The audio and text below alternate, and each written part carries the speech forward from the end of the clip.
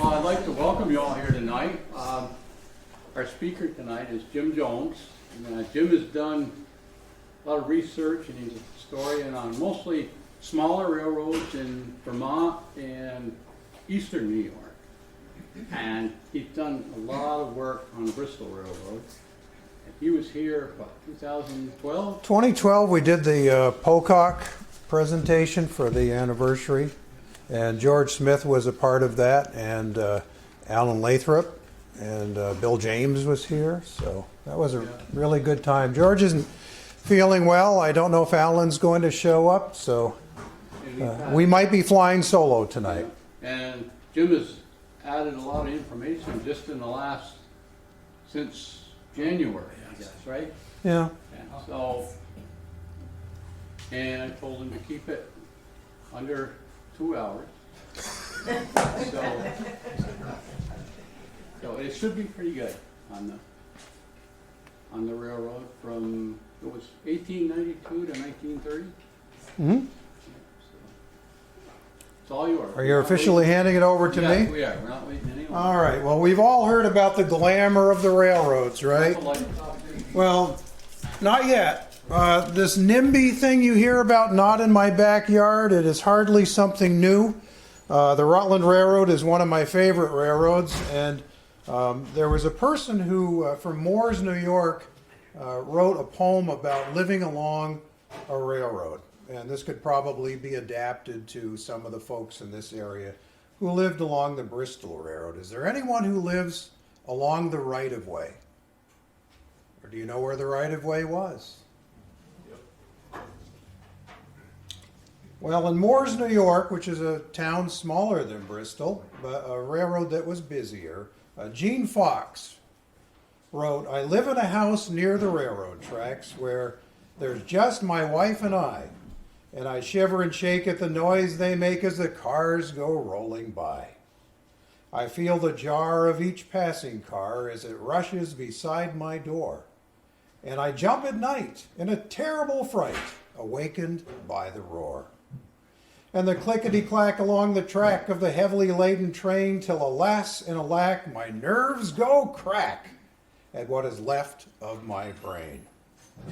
It is no joke that the engine smoke blackens the clothes on the line, and the cinders fly and lodge in my eye, but otherwise, I'm fine. My chickens all flee or else run to me, and sometimes die of fright, while the dog and the cat know not where they're at, as it happens to pass at night. Oh, I live in a house beside the tracks where the damned old trains are run. But you bet your life that I and my wife think that living here is no fun." Of course, the Bristol Railroad seldom ran past dark, at least in the summer anyway. This time of the year, yeah, there might be an evening train, but it was relatively rare. I first became interested in railroads, I guess, at birth, being the son of a third-generation railroad family. It was 1916 that my grandfather, Cecil Jones, hired on with the Canadian Pacific. He had 2 interviews one day right out of high school with a bank and with a railroad. So who knows, I might have been talking to a convention of bankers tonight had things worked the other way. So yeah, I've been interested in the Bristol Railroad since I was about 10 years old. 1971, there was an article in Vermont Life magazine that was excellent, really well written. I think it's still the best piece on the Bristol. And I became very interested, and an opportunity to enjoy the Bristol's remnants firsthand came when our family started camping at the Elephant Mountain Campground, which the Forest ran. Some of you may have known that family. So anyway, it's only grown since over the years. And back in 2007, I interviewed some folks who remembered the Bristol, and sadly, none of them are with us anymore. We do have some DVDs back there we'll be selling for $10. They're all Addison County, Rutland and Bristol Railroad stuff, and then there are some of our dearly departed friends who were interviewed, like Fred Jackman, who is just terrific, and Dick Lathrop was in there, and So anyway, so if you're interested in those afterwards, feel free. There's a jar, and just throw the money in there if you will. All right, we'll get set up here. I do television and radio on my own, so this is a busman's holiday. But we also have Neat TV here, who will do a much neater job, I am sure. But between us, we'll get all the angles.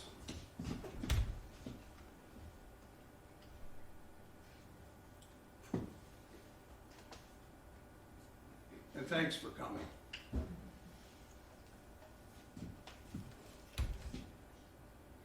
It's nice to be on the other end of the camera every once in a while. It's fun. Okay, close enough.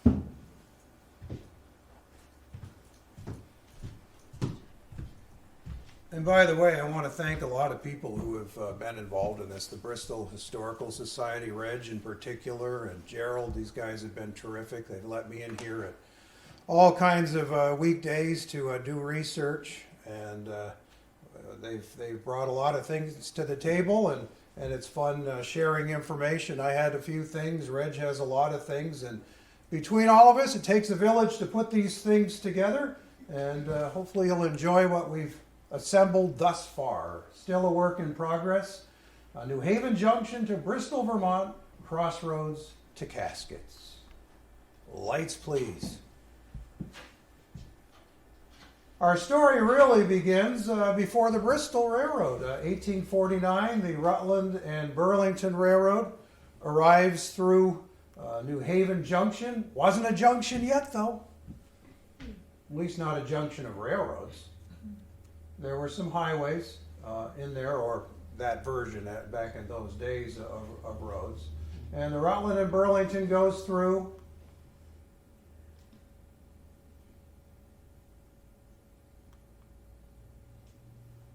So here are the stations in this part of Addison County. There was Brooksville, where they had an axe factory, which supplied the Rutland Railroad with some shipping for several decades. There was Belden's, which had the water power and marble harvesting.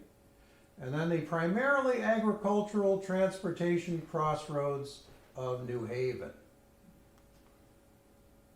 Between Virgins and Middlebury, the railroad surveyors, they would have been pretty hard-pressed to miss New Haven. But building through the village itself made absolutely no sense. So when the final details were buttoned up, the main line passed through a more level, train-friendly landscape just about 1.5 miles west of the village green. So here is New Haven Station. We have the village, so you got the star, and then the village at the time, and they started calling it Depot Street when the railroad came through. Some views of the Rutland and Burlington Railroad Company. They were completed 13 days ahead of the expiration date that was specified in their contracts, and the first trains pulled into Addison County December 18th, 1849.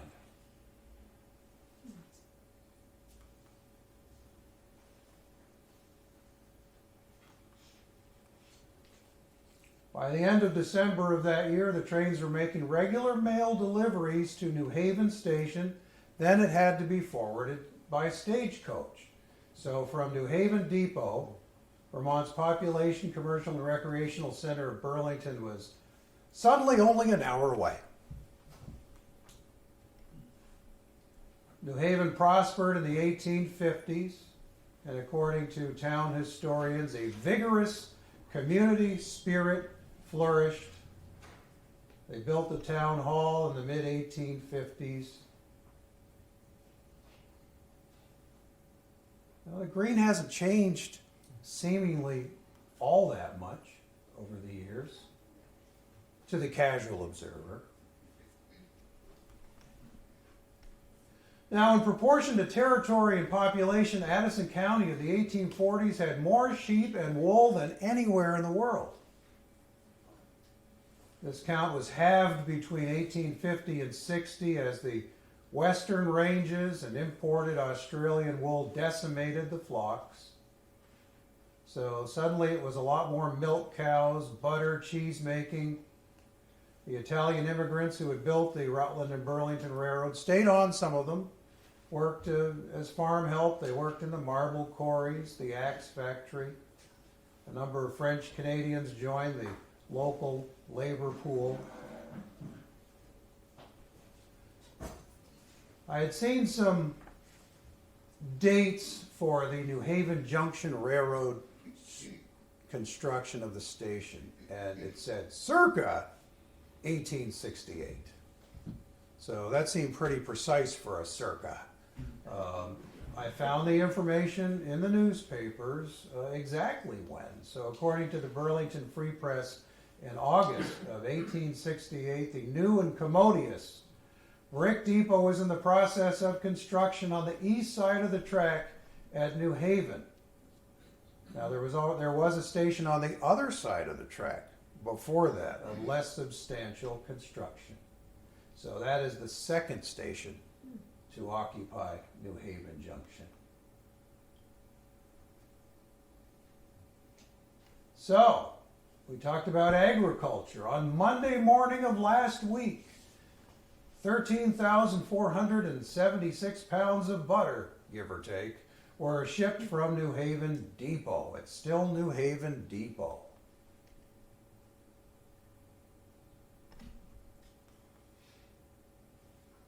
Now, Central Vermont Railroad got into the action and leased the Rutland and Burlington Railroad from 1871 to 1896. And this map is a real curiosity. Because, see, there's no connection between Burlington and what, Shelburne? It's because the CV didn't want everyone to know that there were alternate routes to their very own main line down toward White River Junction. So there wasn't yet another north-south line. So even though they had taken over the Rutland Railroad and leased it, they still didn't want you to know that you could take that route. It was an option. Now, while the fortunes of Brooksville and Belden's relied on one primary industry, the more diversified New Haven Village and its soon-to-be rail junction thrived. There was a railroad agent there, a few section hands. They lived amongst the farmers, the merchants. Families like the Abbotts and the Flemings, the Quinlans. New Haven's cumulative population, including the New Haven Mills, which never was on a railroad, peaked at 1,663 during the 1850s. And as they said in the statistics, all but 6 residents were, quote, whites, unquote. Kind of a cool aerial shot there. Some things that, as you could, this would be the Y for the Bristol Railroad that we're soon to learn about, for example. The Vermont Central Railroad Company in Vermont and Canada leased the Rutland and Burlington and its affiliates for a period of 20 years. Then the lease was renewed, but the 1890s were a tough time economically in this country. And the Central Vermont Railroad, trying to keep the Rutland Railroad off from being a competitor and operating it, were losing money badly. And finally, they surrendered the lease and handed it back to the Rutland Railroad stockholders. Now, Bristol, here's Bristol over here, still getting the wagons and the horses and the plank roads and all that inconvenient stuff.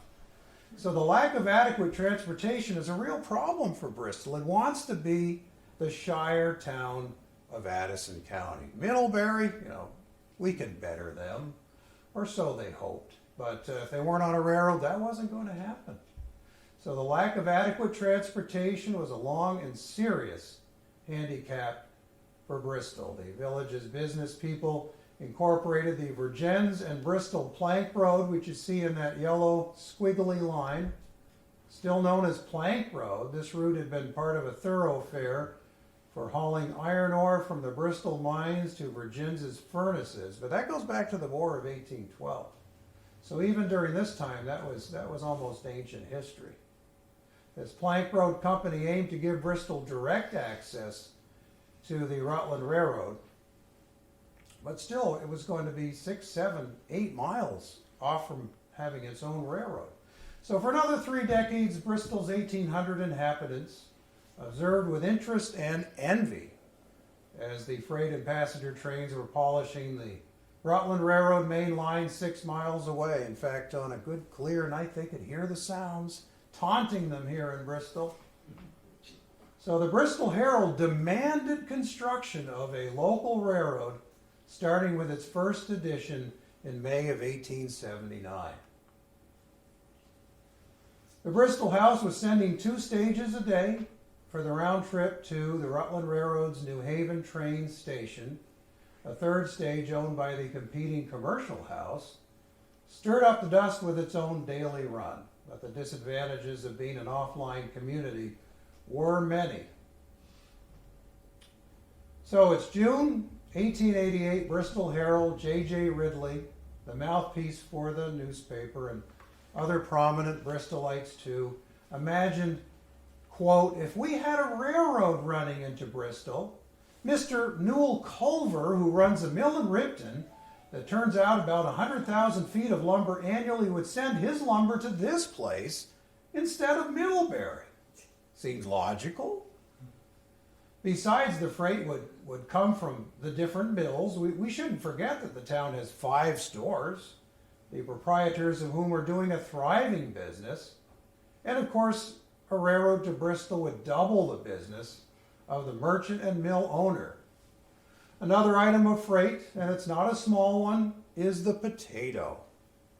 This item interests the largest portion of the citizens of Lincoln, and if 1 or 2 men who are opposed to a railroad would take the trouble to find out how many bushels of the staff of life is drawn to New Haven Depot every year, it is our opinion they would never be guilty of making the idiotic assertion that we would not load a car a week.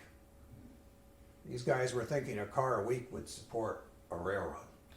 Our representative is sorry to learn that there are a few in Lincoln as well as Bristol who do not want a railroad. So here is Jesse J. Ridley, Myron Wilson, the founders of the Bristol Herald. They were determined to put this village on a rail map. There was a feasibility discussion that was held in the basement of Holly Hall during February of 1890. Every time I go by Holly Hall, I think if those walls could talk. Wouldn't that be cool? So many things have happened there. Holly Hall was bursting at the seams as the town moderator officially presented plans at a well-attended May 15th, 1890 gathering. The people of Bristol decided 352 to 33 in favor of the proposal. New Haven Village and Lincoln also supported the cause. I don't know how many unsigned Bristol Railroad stock certificates there are out there, but you can find one on eBay for $12.99 if you want to pick one up for yourself. And yet I've seen them for as high as $75 for the same thing. So it pays to shop around. Okay, along comes Percival Clement. He was the Rutland Railroad president. He and S.F. Chappell and Harry G. Smith, related to George, were registered for several nights at the Bristol House during early August of 1891. And thanks to a successful outing, the moribund Bristol Railroad received a new survey, funding, and first-class leadership. There had been a guy from St. Albans who started to work on a project for the Bristol Railroad. It was really poorly surveyed and ran out of steam quickly. But Clement, he meant business. And he became a majority owner and for a time the president of 3 railroads. The Rutland, one up in Sherbrooke, Quebec, a streetcar line, and the Bristol Railroad. So I've done quite a bit of research on Percival Clement. Interesting guy. As you know, he was the president of the Bristol Railroad, majority owner. He was born in Rutland in 1846. He was one of those Vermont natives who stayed in the state, graduated from local public schools, then a college in Hartford, Connecticut. By his 22nd birthday, he had wrestled his way from the clerk of the family marble business to partner. He was an energetic, multitasker. He became president of the Clement National Bank. The building is still there in Rutland. He was a member of the Rutland Board of Trade and owner of the Rutland Herald, several New York City hotels even, and the 3 railroad interests that we mentioned. He was a staunch Republican. He served in the Vermont House of Representatives. As the Bristol Railroad was transformed from blueprint to reality, he was there almost through the life of the Bristol Railroad. During his 36 years as its president, he was senator, he was mayor of Rutland, Vermont's governor from 1919 to 1921. Otherwise, he was just kind of a slouch. Okay, the well-connected railroad president engaged O.M. Gallup, who was a fairly well-known surveyor of railroads, and he had done stuff out in the West, and came home and was working on the Bristol Railroad. Foreman Gibson and 200 Italian laborers were on the job during September of 1891. And the Bristol, it was laid with state-of-the-art rails at the time, weighing 56 pounds per linear yard.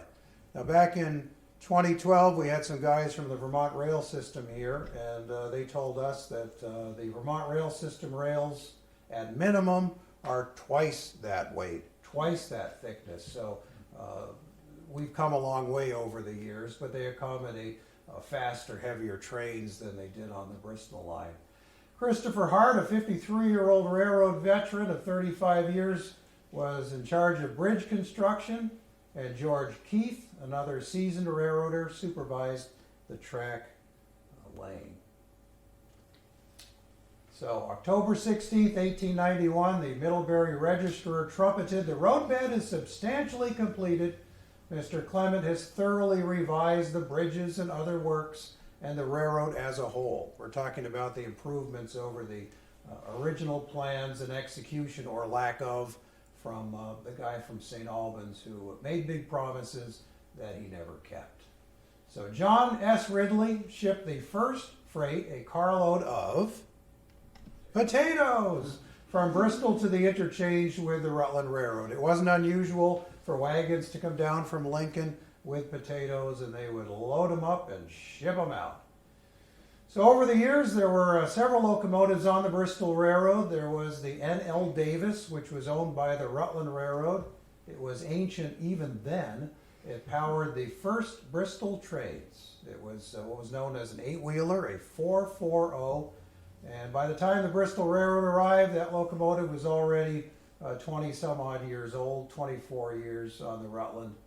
And she lasted until 1900, but not on the Bristol. The Bristol had other plans. They were going to get their own locomotive soon.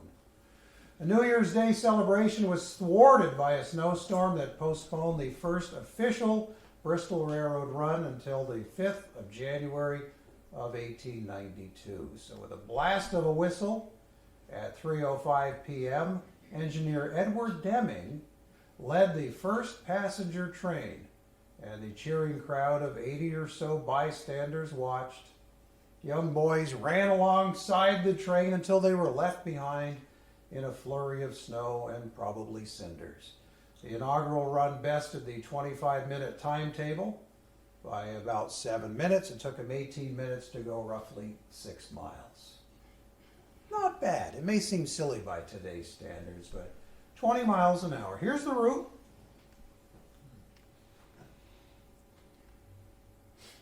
Burpee Road, Sawyer, and there's New Haven, so that'd be South Street, or it's also known as New Haven Street. And then the Junction. So the Bristol Herald reported a smooth ride. I can't imagine them reporting anything else. With not a jar from start to finish. The roadbed was constructed with a view to permanency, according to the Herald, and it is undoubtedly the best piece of railroad in New England. It is a thorough piece of work and reflects credit to Mr. Clement, who is the virtual owner of the road. That part was definitely true. January 14th, 1892, the Burlington Free Press reports, with unexcelled water power and a new railroad, Bristol is ready for a boom. Vermont's largest daily paper added the railroad is now in good working order. 2 mixed trains are run over it every day except Sunday to meet the local trains in the Central Vermont or Rutland Railroad at New Haven Junction.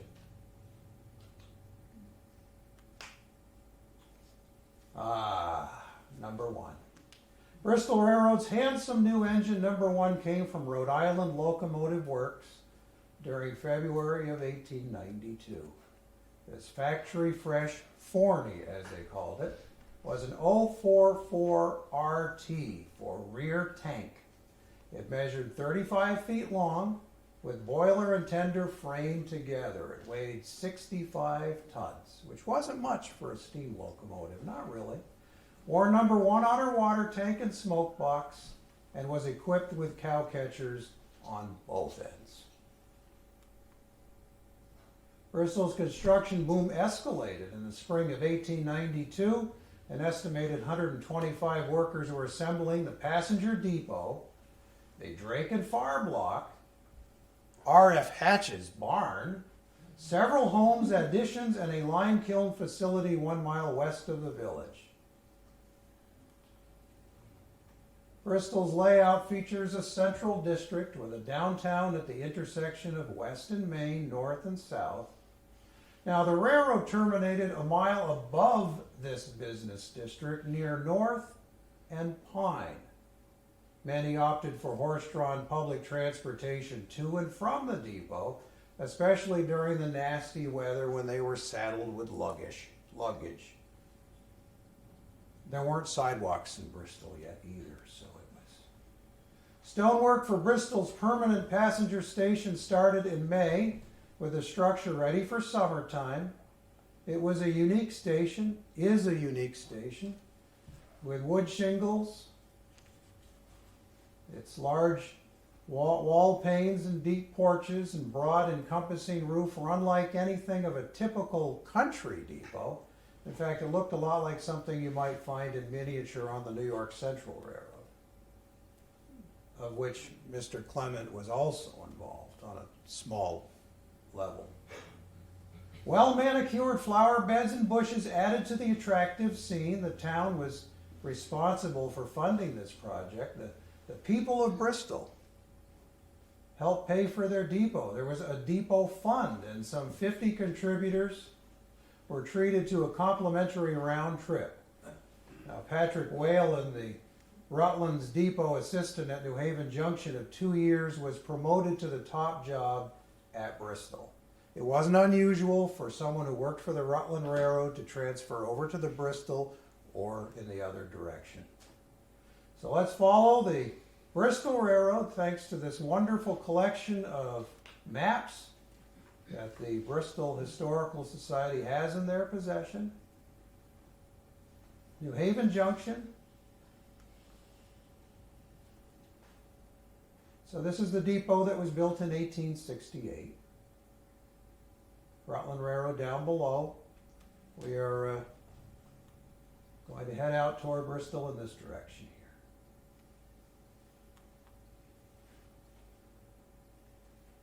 So this is the Bristol track. That was its name. Once the Bristol Railroad came through, they named it the Bristol track, and oddly enough, now that the Bristol is gone, the little stub of track left over just north of the station, what do you think it's called?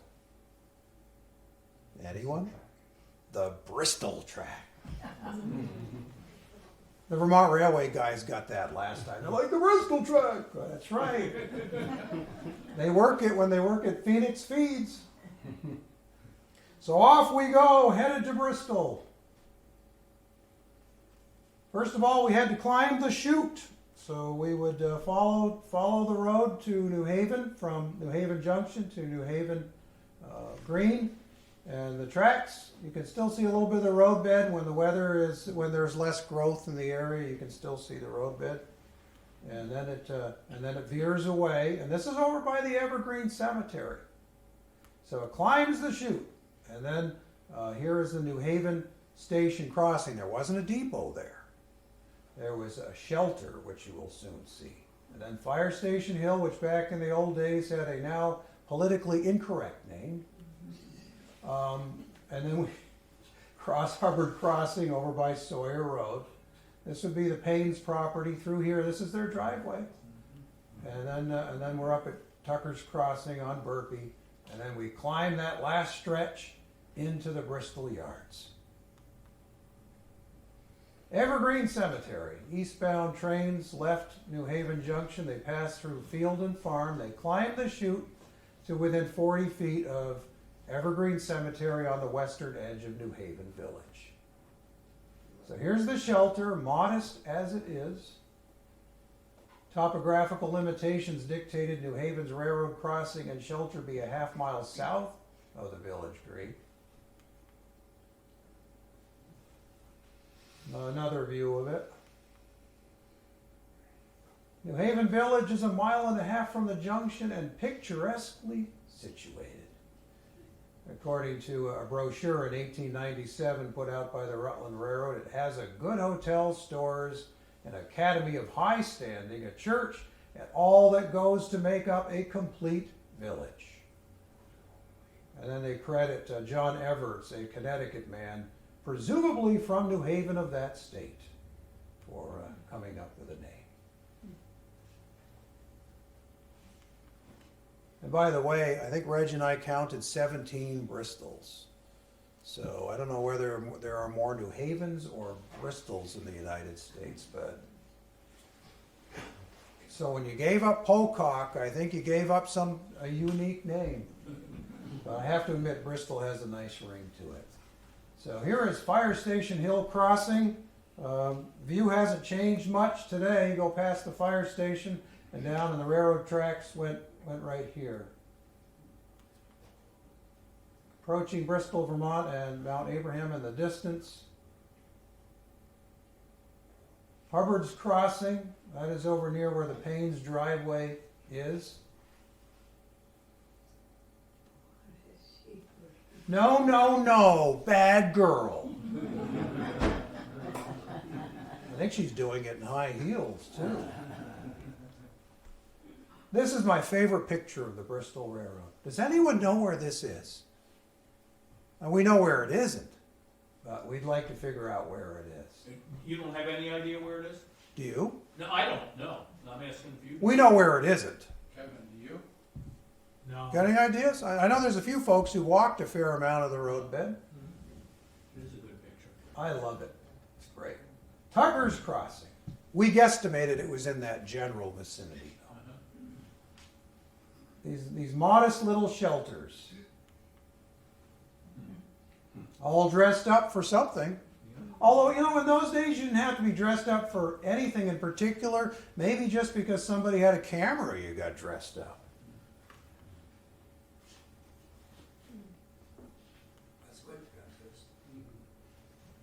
So here we are at Bristol.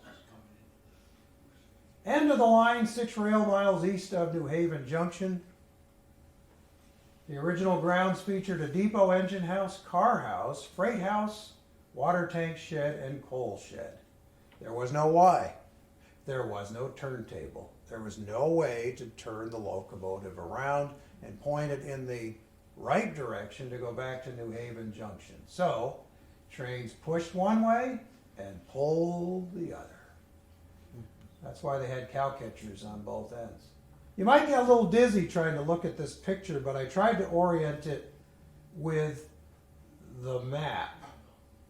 So this is the rail yard, and you don't have to stand on your head for this, but this is oriented as close as we can to the way it is. So the station would have been off here. It's not quite on that map, but it shows the number of tracks that were in there. And this is a better look in some ways. It shows you the coal shed, the locomotive house, the depot, which is to our right. They had some industry in there. I mean, it was a fairly hopping little spot for a while. They had the stately depot, the freight and engine house. They had the water tank, a coaling and repair facility. 38 years, 3 months, and 7 days we had the Bristol Railroad in this town. Restless youth were by 1906 becoming increasingly problematic. in the train yard. The October 11th Herald cautioned a number of children had made a practice late of visiting the railroad station afternoons to await the arrival of the train, putting in the time while waiting, running to and fro across the platform and tracks. This is a dangerous practice, and a serious accident may result if it is continued. Parents, take a hand in the matter and stop it. Now,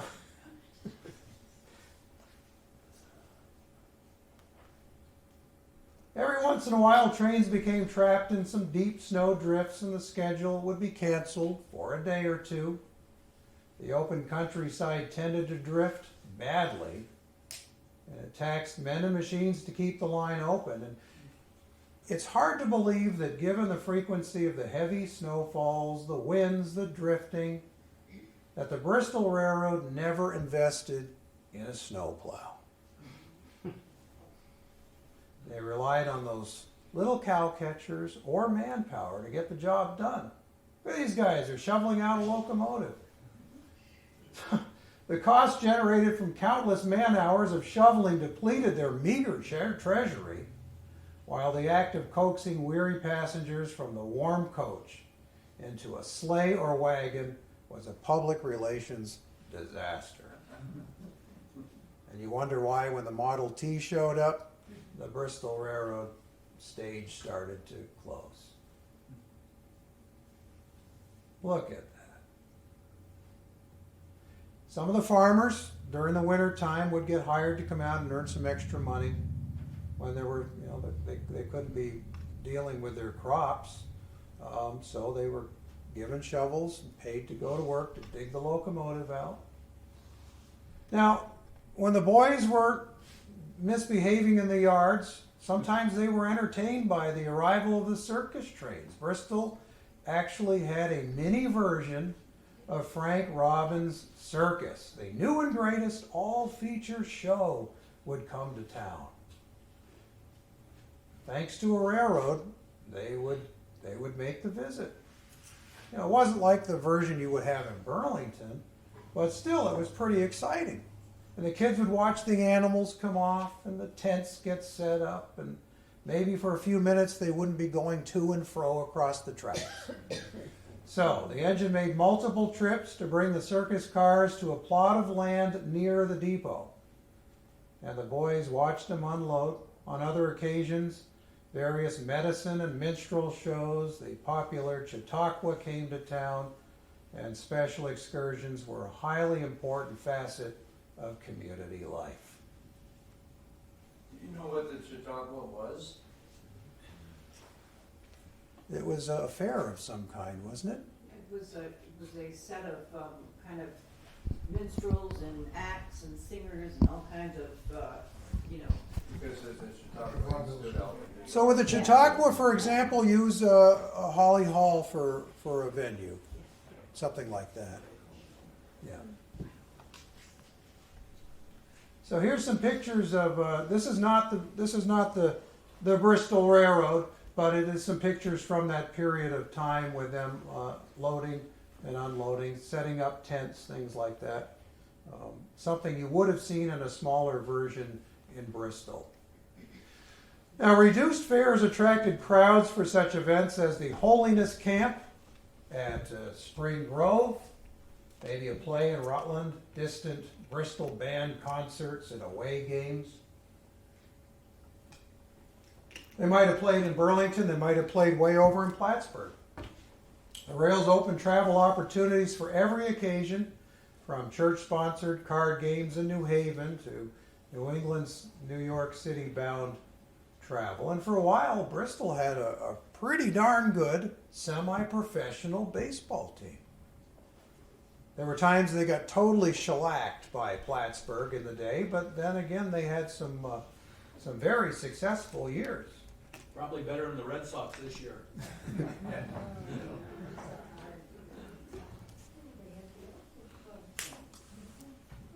All right, we're going to meet some of the members of the railroad crew over the years. Here is Bristol number 1 and some of the gentlemen who kept the trains running.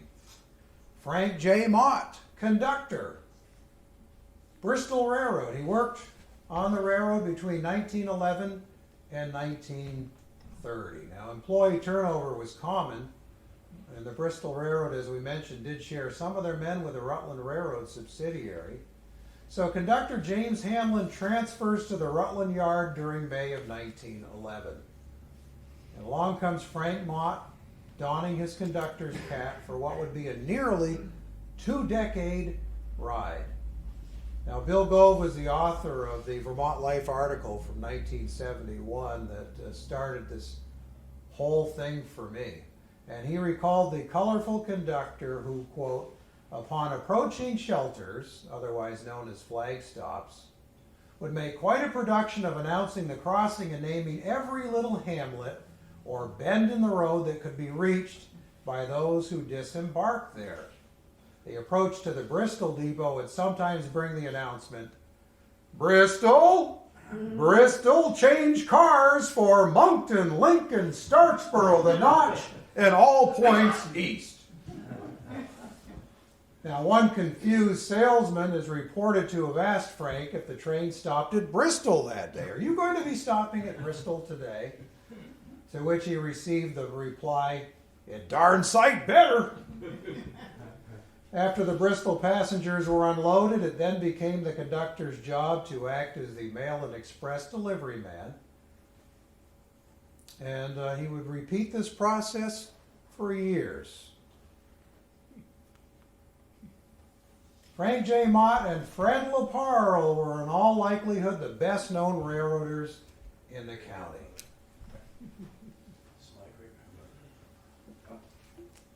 That's my great-grandfather. You made it. You made it to the show. I did. All right. How many people are members of the Bristol Facebook page? Got a few. Good. Yeah, we've been trading information on that for a while. Incidentally, sir, I'm also his oldest great-grandson. You are? Yes. Got any pictures? You get it right there. That very photograph is on my aunt's, Rosamond's. That's where it wall. came from. Yep. George and I went and visited Rosamond and snapped away. This is Rosamond right here. Hi, Rosamond. It's good to see you in the darkness. I'm glad you could make it tonight. She's there. Yeah. I was looking for him just there. So Fred's promotion to locomotive engineer during the last week of March of 1900 was a newsworthy event. Engineer Wardwell's transfer to Bellows Falls as roundhouse foreman placed Fred's hand firmly upon the throttle of number 1. And for the next 30 years and 2 weeks, he skillfully pushed and pulled countless trains to and from New Haven Junction. And then after the last train pulled out of town, the tracks were removed, the veteran engineer moved on to Burlington and worked at the Hotel Vermont, as I recall learning. He ran the furnace. So he became a fireman, sort of. And they both rest at the Catholic cemetery outside Bristol Village. And thanks for sharing those pictures. It really is terrific. Bristol Manufacturing Company was the largest of many local wood-based industries once they began shipping by rail from their plant about 3/4 of a mile from the station. Entire carloads of 60 or 75 coffins were loaded at the freight platform. Now, this company offered everything from economical varnished and cloth-covered pine caskets to elegant models of cedar or hardwood with plush silk for the post-mortem comfort of its occupants. There's one on eBay right now, if anyone would like it. $299 unused. Oh, really? That's where the bidding starts anyway.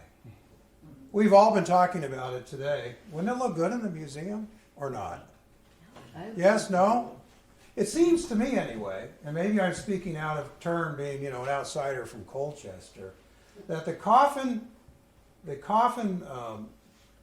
the coffin capital of the Northeast really ought to have one of those old coffins around, because, you know, either the coffins were used and they're in the ground and rotted. I mean, how many intact ones do you think there are? Does anyone know of any kicking around in a barn somewhere? No? Well, if you do, or you learn of one, contact the Historical Society. I don't think there's any left, is there? They're all burned up. Except for the one on eBay. Who knows? So in 1902, the plain coffin sold for $15. It was in black crepe, while the deluxe imitation walnut was $25. The children's collection, and this was sad to look at the catalog, it really was. The children's collection had oval top, square, drop side caskets lined with China silk. The Bristol Railroad's management insisted their train crew discreetly load the empty caskets into freight cars away from the station to avoid spooking passengers into thinking they were riding with corpses. Sometimes they might have been, who knows? I just picked this up for $4 the other day through eBay. It came from Canada. You never know where you're going to find this stuff. Somebody had it for $6. I offered him $4, and I ended up paying more for shipping than I did for the paper itself. But I thought it was pretty cool. Other lumber products: lumber, maple sugar and syrup, kaolin, dairy, corn, and potatoes. They rolled the rails out of town. And there was the grain feed, granite, coal and other fuels, the dry goods, the farm equipment, and various machinery that rolled in.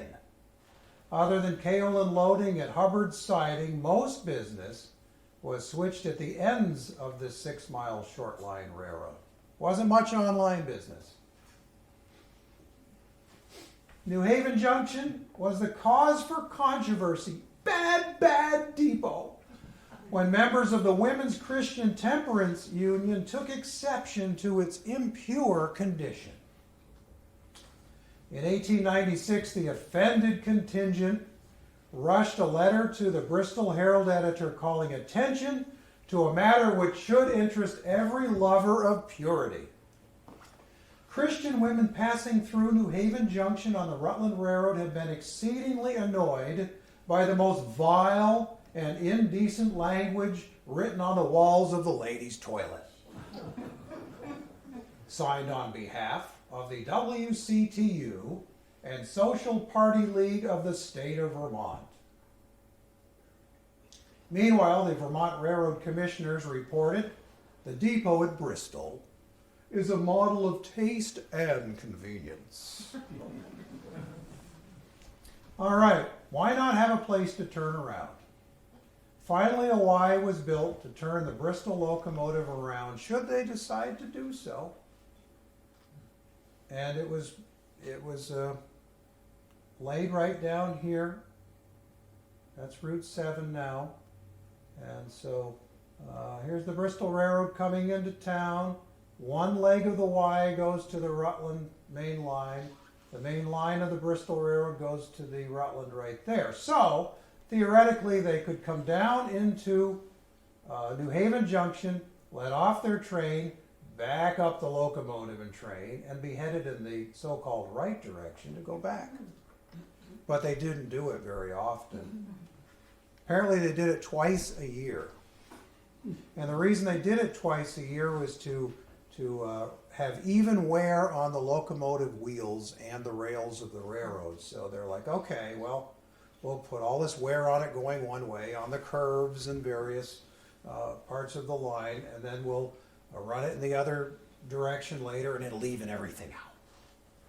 So that was their thought anyway. So for 32 years, Bristol Railroad locomotives faced west in the winter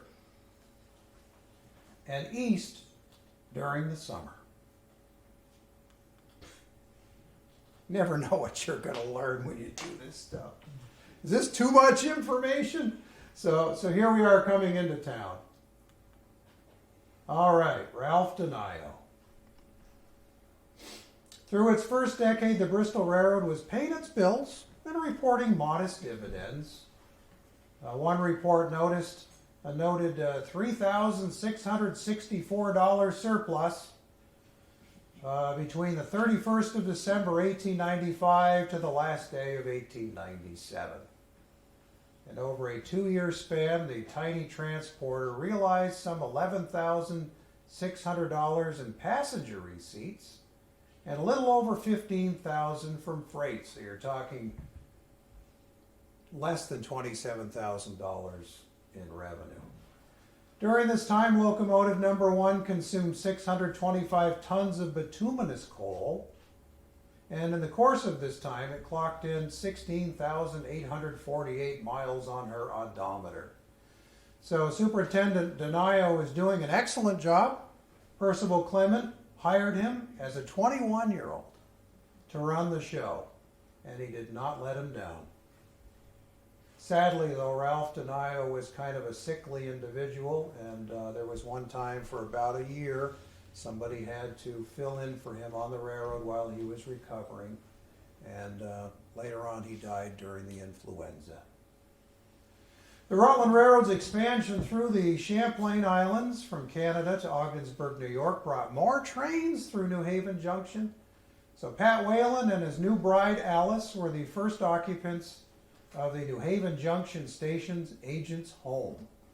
And that was built by Bristol contractor Charles Rogers during the fall of 1900. And from his station window, he saw bigger and faster trains as the Rutland Railroad expanded toward New York City, Chatham, New York, and strung out to Ogdensburg. So things were happening through here. There was more traffic in New Haven Junction and more opportunities for connection for the Bristol Railroad. Now, by 1911, the Bristol was beginning an irreversible ridership decline. That, of course, coincided with the arrival of the Model T and other cars. But they were still a seasonal thing, you know. You might put your car on blocks for the winter, and the roads weren't very good. That didn't mean the Bristol wasn't going to get a motor car. So there it is, 335 passenger tickets sold to the Addison County Fair, and they bumped, and they felt every tie plate. They felt every rail connection. They felt everything on this. It was apparently an incredibly uncomfortable car, and that did nothing to help the railroad. Automobiles and teams were said to have escorted the remaining 1,000 local patrons to the fair, and 335 came by rail. So Superintendent Donayo oversaw Arthur Drummond's conversion of a former Boston commuter car into this contraption that the Bristol used. There was a Buffalo 4-cylinder gas motor, and his apprentice Clinton McCormick helped him as well. They called it Bristol number 5, and we don't really know why. There weren't 5 locomotives. There weren't even 5 pieces of rolling stock on the railroad. I guess it just sounded good. But it was rough riding from the get-go. Later on, they decided they would get a second locomotive and they would pick it up in Georgia, but it was no Georgia peach. As we mentioned, Ralph Donayo died near the end of the influenza, and H.R. Barney became the next superintendent, and he and Fred LaParle departed Bristol on Friday, November 11th, 1922. They spent a couple of weeks coming down and going back from Georgia to Bristol. They returned with this pre-owned 115-ton locomotive that was roughly twice the size of number 1. And it was bulky. They named it number 11, so the numbers are getting bigger. And it consumed far more fuel than the other locomotive, and was really slipped on the grades. Those big wheels just weren't meant for the Bristol Railroad, not at all. So Percival Clement, who was there for most of the life of the Bristol and probably kept it going maybe longer than, I don't think he wanted to see it go. It would have meant a failure for him. He died from heart disease in January of 1927 in Philadelphia. He was 80 years old at the time. And he was remembered for his forceful personality that lit up Vermont's political battles. And according to the Burlington Free Press, this railroad man, manufacturer, banker, and publisher displayed qualities of leadership. Perhaps the most notable accomplishment among his ventures was the building of the Rutland Railroad through the islands of Lake Champlain to Canada. But on a lesser note, we can thank him for making sure that Bristol had a railroad for 32 years. 1930 was all over. The Bristol Railroad quietly ends its career of faithful service. The highways have been getting better. The cars have become more reliable. And it wasn't making sense. In fact, when it was time to have people show up to, when the Interstate Commerce Commission came to town to see who would be interested in seeing the railroad survive and what plans they would have to make it viable, no one showed up. No one.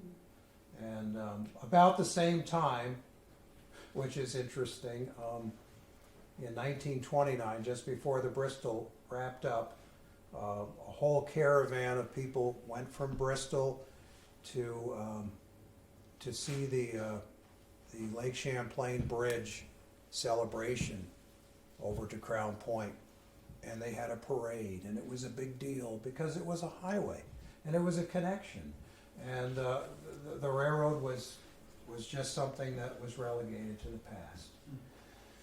So here's the Georgia Peach.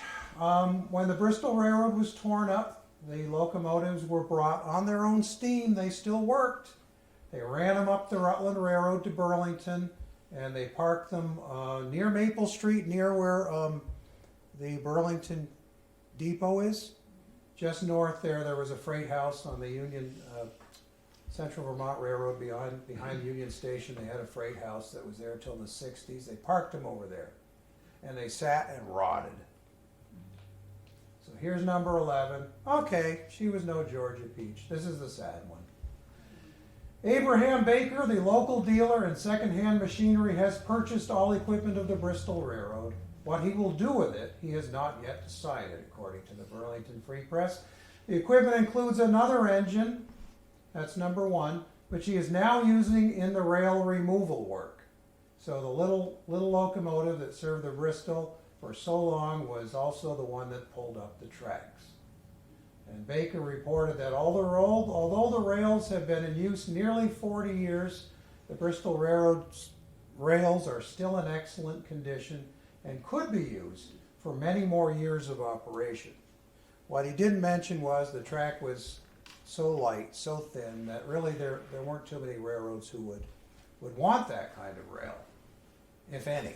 So it probably got melted up into razor blades. Does anyone remember Harvey Orchid? You remember Harvey Orchid? Rosamond does. I thought you might. When Bill James was here, I think he remembered everybody back in 2012. Well, Harvey Orchid's former Bristol Railroad car, which was number 2, by the way. So you had locomotive number 1 and car number 2. That was this coach. This was where, according to the paper, the boys got together for a few drinks. So the railroad is gone, and Matt Liberty remembered the Bristol native as one of the best fox trappers in the state. Orchid bought a small parcel complete with this repurposed coach adjacent to his home when the railroad quit in 1930. I guess this was one of those early man caves. See the guys hanging out, cussing and drinking, coffee or something stronger. And this is what the car used to look like when it was in service in the very early years of the Bristol Railroad. Okay, we're wrapping up now. This was the part I had hoped that George would be here to talk about. George Smith, as some of you know, was one of the agents in the last years that New Haven Junction had an agent. So here we are, the Bristol Railroad is gone, it's the 1940s, and the trains are still running past the station, as they still do. So when the tracks of the Bristol were removed in the fall of 1930, this sliver of abandoned short line of the Bristol Railroad was renamed the Bristol Track, where part-time agent George Smith remembered a supply of wooden box cars. 3 or 4 were kept on hand for delivery to Peck Siding, the lime kiln operation just northeast of town. All told, New Haven Junction's siding capacity in 1937 measured 83 cars.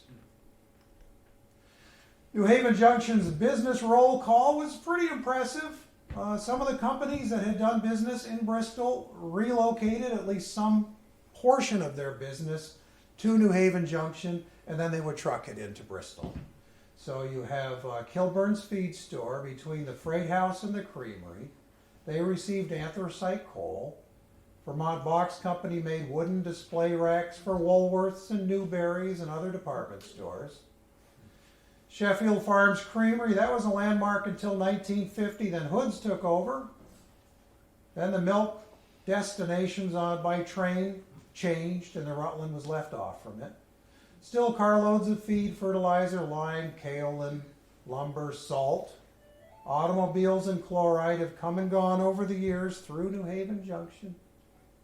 The first diesel locomotives rattled the depot windows in 1950. The Rutland Railroad, dieselized, modernized, but it wasn't enough because the Rutland Railroad, the passenger service ended in 1953, and I was 3 months old in September of 1961 when the final fatal strike happened. My parents took me to Carr's studio in Burlington. They were at the Strong Theater building, I think, at the time. And they took my picture and they said, "You were so sad." They said, "We think you knew the Rutland Railroad was going." Can't imagine a 3-month-old feeling that way. I've certainly made up for it in the years since. Floyd Bostick was New Haven Junction's last agent. George filled in. The Rutland Railroad closed after September 1961.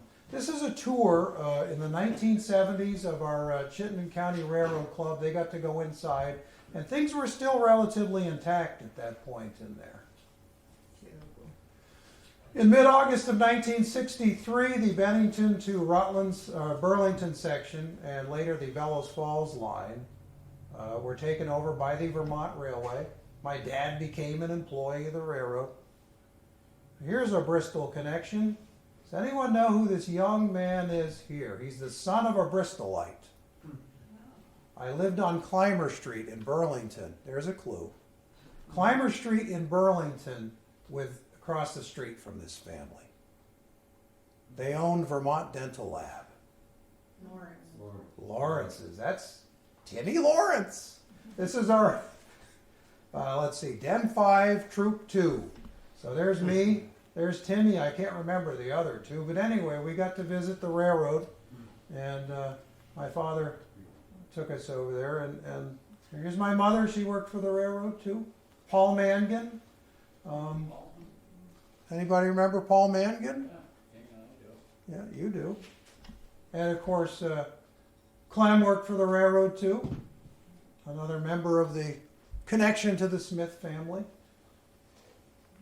The railroad still keeps growing. It's amazing that it's still here, and even more impressive that it is a growing concern. Sadly, Clem hasn't been with us for several years. But he got a locomotive named after him, and fortunately he lived to see that, which is kind of nice. A number of cab rides I had with Clem over the years. So here's New Haven as it looks now.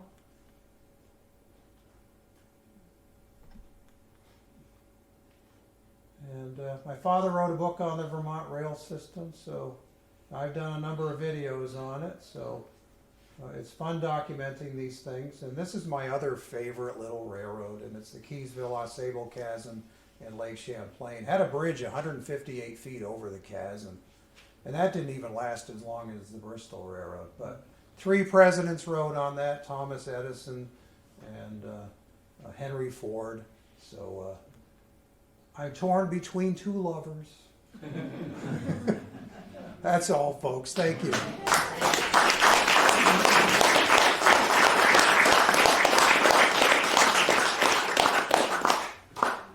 We're open to comments. I don't know how many questions I can answer, but it's kind of a sharing session as far as I'm concerned. I like to share what we've come up with so far, but we always learn at these things. My grandparents used to come from Montreal, and they take the train to New Haven. We live, my parents, I grew up right up the hill from at the Junction, top of the hill going north. Yeah. And we used to skate on the pond there. Yes. And we could go into they'd let us go in and put our skates on and warm up in the station.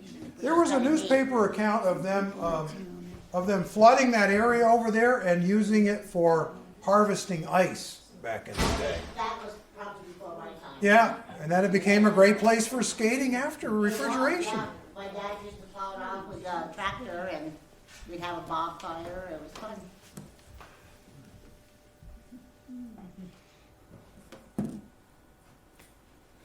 Well, thank you very much for coming. If anyone's interested in those Addison County DVDs, they're $10. Just throw the change in the jar, and